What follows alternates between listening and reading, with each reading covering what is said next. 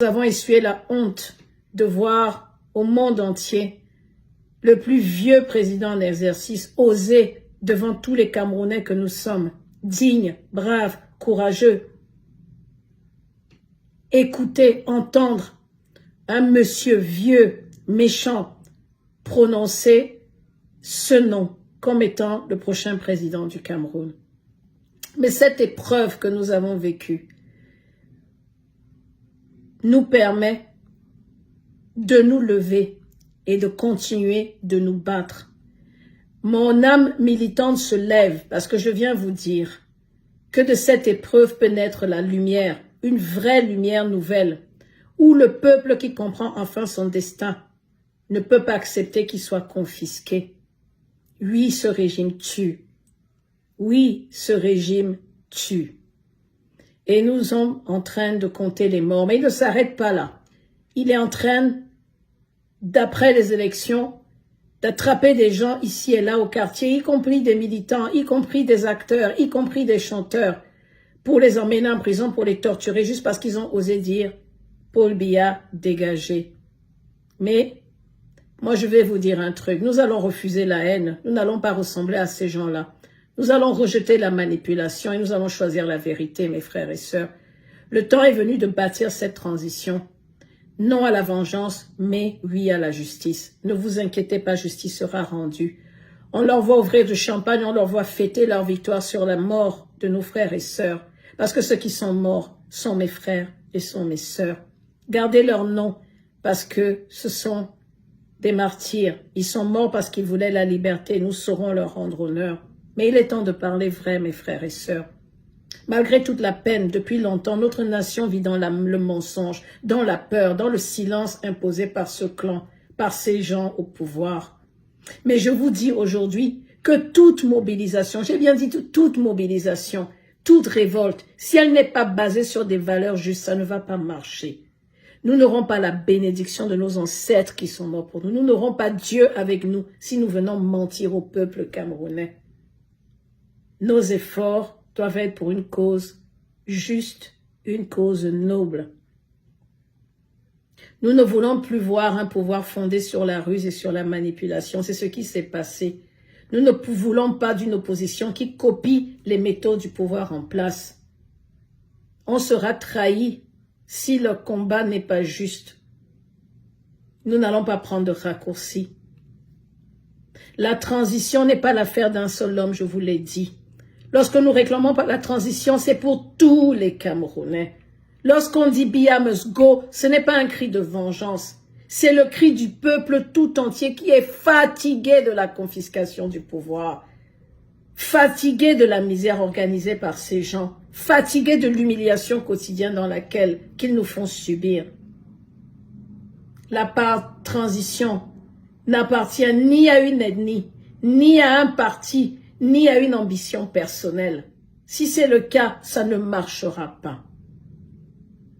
La transition appartient à tous les Camerounais. La transition appartient aux enfants du Cameroun, aux anciens, aux femmes courageuses, aux jeunes éveillés.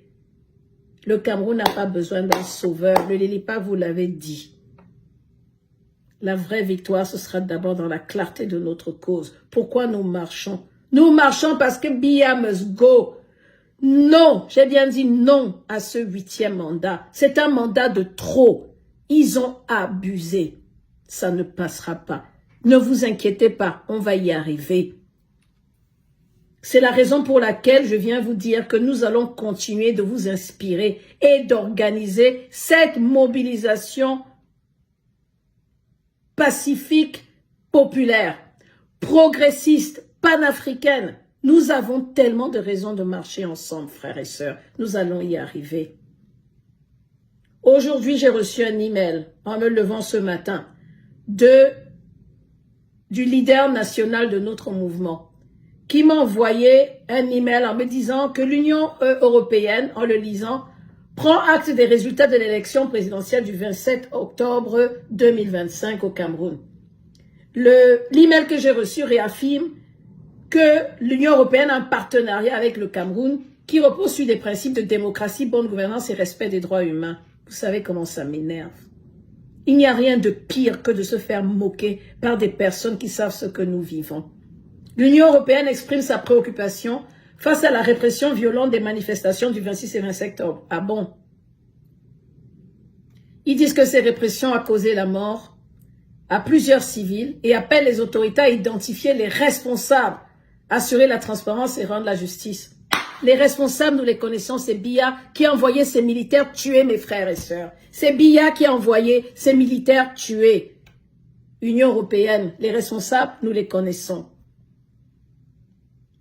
L'Union européenne a le culot de demander la libération des personnes détenues arbitrairement depuis l'élection et exhorte toutes les parties à la retenue. Quelle partie? Quelle partie? Et l'Union européenne finit en disant qu'elle encourage un dialogue constructif pour préserver la stabilité, la cohésion nationale et les valeurs démocratiques. Dialogue avec qui? Le gouvernement camerounais est sourd. Il n'est pas muet, il envoie Tangadji pour nous menacer, nous torturer. Mais il est sourd. Dialogue avec qui? Biya ne parle à personne. Il ne nous calcule pas, il ne nous gère pas. Ils prennent des décisions, ils s'imposent. Quand je lis des choses comme ça, mes frères et sœurs, et l'ONU, n'est-ce pas, nous savions que l'ONU était là avec 3 milliards pour venir veiller. Les gars qui sont morts là, l'ONU était où? L'ONU n'a pas demandé aux militaires de rester chez eux. Ce silence complice face au drame camerounais me rend malade. Pendant que le Cameroun s'enfonce dans une spirale de répression, de violence après cette élection présidentielle de 2025, l'Union européenne ose nous faire des petits discours et des petits dialogues. Ces institutions même qui sont là pour incarner la défense universelle, les droits humains, les voilà, ils nous font des communiqués alors que nos frères sont morts. Pendant que les Camerounais tombent sous les balles, pendant que les opposants sont jetés en prison, pendant qu'à l'heure où je vous parle, ils sont en train de rechercher des gens pour les mettre en prison. L'ONU, l'Union européenne se contentent de prendre note. C'est comme ça qu'ils ont dit, ils prennent note du nouveau président que nous n'avons pas choisi. Mes frères et sœurs, nous allons réussir notre combat. Faites confiance aux membres du Lilipac. Je sais qu'on a tendance à céder au découragement, mais non, ça ne fait que commencer.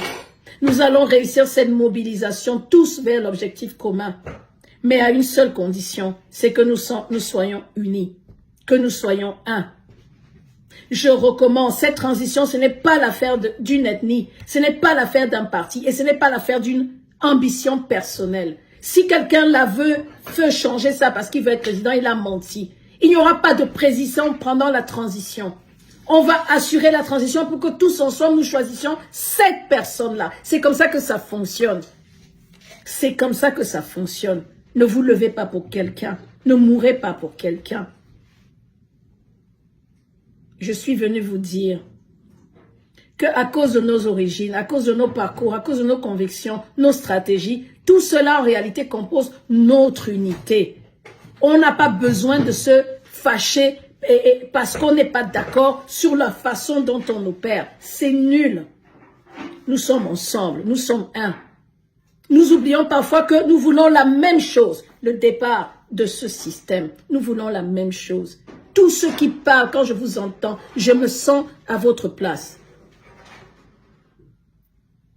Nous allons y arriver. Parce que même si on prend des chemins différents, c'est le résultat qui compte. Ils vont partir. Mes frères et sœurs, ils vont partir. Nos divergences ne doivent pas nourrir la méfiance entre nous. Nous ne sommes pas des ennemis. Car au fond, notre vraie force, en réalité, c'est de faire partir ces gens. Ce sera notre capacité à nous réconcilier maintenant. Oublions les diversités. La façon dont Biya a toujours régné, c'est en nous divisant. Il divise l'armée, il divise le RDPC, il divise sa propre famille. Il est même allé diviser les gars du Nord en mettant Bouba d'un côté et l'autre de l'autre. Non, c'est pas bien. Nous n'allons pas le laisser nous diviser. Dans ce changement, cette transition, nous allons la faire tous ensemble. Nous allons nous réconcilier. Je viens vous dire réconciliation, s'il vous plaît. Nous allons reconnaître les blessures. Nous allons dialoguer avec respect et on va choisir tous ensemble d'avancer sans rancune. Ça ne sert à rien de s'en vouloir quand notre objectif est commun. Ce n'est pas parce que je ne pense pas comme toi que je ne te respecte pas. Ce n'est pas parce que ce que tu dis... Cameroun ensemble. Acceptons nos différences, acceptons nos désaccords et allons marcher. La mobilisation pacifique populaire se tiendra à Yaoundé. C'est à Yaoundé, en marchant vers Etoudi, que ça va se faire. Ce n'est pas à Bouéa, à là-bas, à Douala, tout ça c'est de la division. Quand vous faites ça, vous donnez l'opportunité aux forces de l'ordre de vous faire du mal, que Paul Biya a envoyé. Nous serons tellement nombreux que la rue sera noire de monde. 1 million, ils vont tirer sur qui? L'armée va nous rejoindre. C'est ça, une mobilisation. C'est de celle-là dont le Lilipac se portait garant, pas celle des divisions. Mes frères et sœurs, tous ensemble, j'appelle à la réconciliation des Camerounais. Ne laissons pas Paul Biya nous diviser. Nous ne connaissons pas ces histoires de Banaba, de Bamileke, de ceci, de cela, des camps. Ne laissez pas faire. C'est ce qu'ils utilisent maintenant pour pouvoir rester en poste. À Yaoundé, ça se passera.